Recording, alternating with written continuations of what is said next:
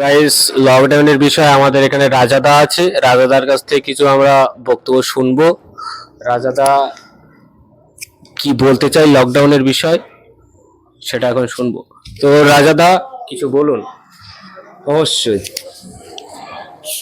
বলুন স্যার, কি জানতে চান?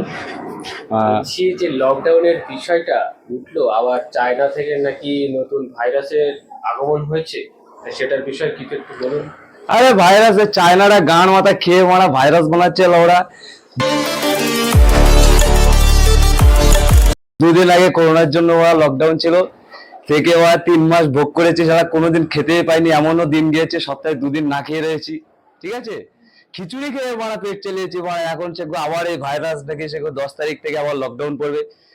কাজ বাজ তো গাড়ে গিয়েছে মারা, এখন গাড় মারিয়ে খালি কম্বল পাতাবো। এই কম্বল ভাই ঠান্ডা হয়ে মরে যাচ্ছি শীততে, এখানে রাত্রে দিনে মানে তো এই 10টা 12টা পর্যন্ত কিছু বুঝতে পারছি না, তারপরে যেন মনে হচ্ছে গাঁড় ফেটে চুন হয়ে যাবে ভাই, এত ঠান্ডা। কি বলবো মারা, কাজ টাজ তো গাড়ি গিয়েছে, একে তো টাকা ইনকাম হচ্ছে না সেগো মারা, তাতে সেগো ভাইরাসের গাড় মেরে দিয়েছে, কাজের গাড় হয়েছে মারা। আমি শুয়ে পড়লাম। আপনি ভাই ভিডিও চালাবেন না, যান এখান থেকে, গাড় মারাবেন না। Good night.